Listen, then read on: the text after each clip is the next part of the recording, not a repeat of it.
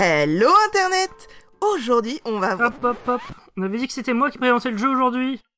Ah bah, d'accord. Je retourne bosser sur une autre vidéo alors. Merci. Bon, du coup, il n'y a plus personne pour animer quoi que ce soit, là. Bon, j'ai compris. Tant pis pour les dessins. Bonjour à tous, c'est Rodolphe qui squatte la chaîne d'Asobo et aujourd'hui petite vidéo de règles d'un jeu japonais qui arrive bientôt sur Kickstarter, j'ai nommé Gunchi.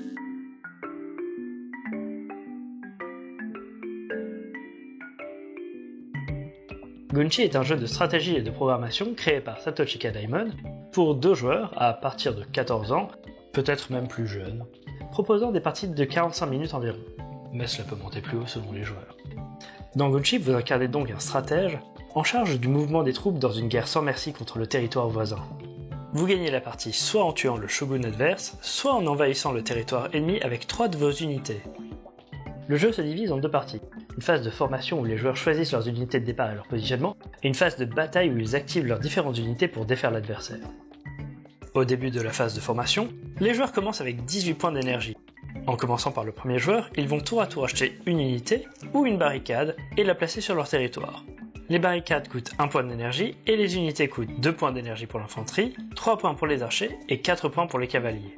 Lors de son premier tour de formation, le premier joueur ne peut acheter qu'une barricade ou une infanterie. Les autres unités deviennent disponibles dès le premier tour de formation du second joueur et pour le reste de cette phase. Les joueurs doivent continuer à jouer jusqu'à avoir dépensé toute leur énergie. Si un joueur n'a plus d'énergie lorsque c'est à lui de jouer, il passe simplement son tour. S'il n'y a plus de pièces d'une certaine unité, celle-ci ne peut plus être achetée par les joueurs. Quand les joueurs ont dépensé toute leur énergie, il est temps de désigner laquelle de leurs unités sera leur shogun. Si cette unité meurt, l'adversaire remporte la partie. La phase de bataille peut alors commencer. Pour démarrer, chaque joueur prend un set de cartes composé de 3 cartes manœuvre, 2 cartes rotation ou tir, une carte barricade et une carte renfort. Il en conserve 3 en main et place les autres dans sa pioche dans l'ordre de son choix. Les joueurs vont ensuite jouer tour à tour en suivant les 4 phases suivantes. Tout d'abord, le joueur active l'effet de la carte située sous son premier emplacement de commandement.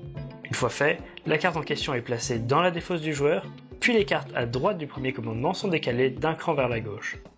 Les joueurs n'ayant pas encore posé de cartes au début de leur premier tour, cette phase est simplement ignorée. Le joueur peut ensuite jouer une ou plusieurs cartes commandement de sa main. La première carte de la partie qu'il joue doit être placée face cachée. Par la suite, les cartes seront placées alternativement face visible et face cachée. Cela représente les mouvements de vos espions qui vont et viennent pour vous informer des plans de l'ennemi. Le joueur actif peut ensuite, s'il le souhaite, payer 6 points d'énergie pour programmer un ordre éclair. Pour cela, il prend sa carte située sous le deuxième emplacement de commandement et la place sous la carte située à sa gauche.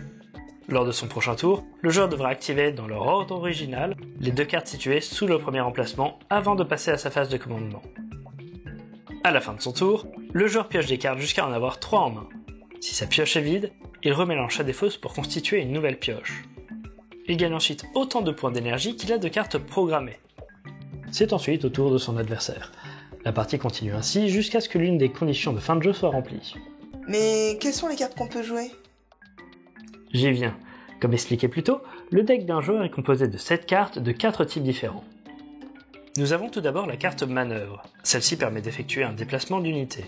Les fantassins et les archers peuvent se déplacer d'une case orthogonalement. Les mouvements des cavaliers, eux, dépendent de leur orientation. Ils peuvent soit faire un pas sur le côté, soit avancer d'autant de cases qu'ils le souhaitent, mais ne peuvent pas reculer. Ils ont le droit de sauter par-dessus une unité alliée, mais pas par-dessus plusieurs unités, une unité ou une barricade ennemie, ou un autre cavalier. Si une unité termine son déplacement sur une unité ennemie, cette unité est retirée du jeu. Sauf dans le cas des fantassins pour lesquels on retire d'abord le bouclier. Les cavaliers, eux, peuvent détruire un fantassin même s'il possède toujours son bouclier. Si l'unité termine son tour sur une case bordée par une barricade ennemie, la barricade est détruite. Enfin, si elle termine son tour sur l'une des 5 cases qui forment la zone d'invasion de l'adversaire, vous avez le choix de placer votre unité sur une des cases envahisseurs de l'adversaire. Vous ne pouvez cependant pas envahir le territoire adverse avec votre shogun, celui-ci doit rester sur le champ de bataille. Après s'être déplacé, l'unité est orientée dans la direction de son mouvement. Nous avons ensuite la carte de rotation ou de tir. Elle peut être utilisée soit pour modifier l'orientation d'une unité, soit pour tirer à l'aide d'un archer. Le joueur choisit une unité adverse à portée de l'archer désigné et celle-ci subit un dégât. Les barricades peuvent servir à bloquer les tirs des archers, si elles sont situées entre l'archer et la cible. Dans le cas d'un tir en diagonale, l'archer doit être orienté dans le même sens que la barricade pour pouvoir toucher sa cible. La carte barricade vous permet de dépenser un point d'énergie pour poser une barricade sur l'un des bords d'une case occupée par une de vos unités. Enfin, la carte renfort vous permet de dépenser des points d'énergie pour recruter une unité et la placer où vous le souhaitez sur une case libre de votre territoire. Lors de l'activation d'une carte autre que renfort, votre action peut être améliorée grâce à un système de chaîne. Ainsi, lorsque vous activez une unité, par exemple pour un déplacement, les unités du même type adjacentes orthogonalement à l'unité désignée peuvent également effectuer cette même action. Dans le cas d'un mouvement ou d'une rotation, les unités choisies doivent toutes se déplacer ou se tourner dans la même direction, toujours en respectant leurs conditions de déplacement initiales. Dans le cas d'un tir, chaque archer activé peut choisir sa cible individuellement.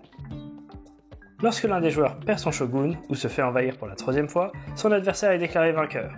Il prend possession de son territoire et son shogun peut s'en retourner vaquer à ses occupations, jusqu'à ce qu'un autre territoire voisin ne vienne lui chercher querelle. Voilà pour les règles de Gunshi. J'en profite également pour ajouter que son auteur, Satoshi Kadaimon, compte rajouter quelques cartes dans la deuxième édition pour un mode avancé. Il s'agit de cartes avec des actions différentes et qui pourront remplacer les cartes de base.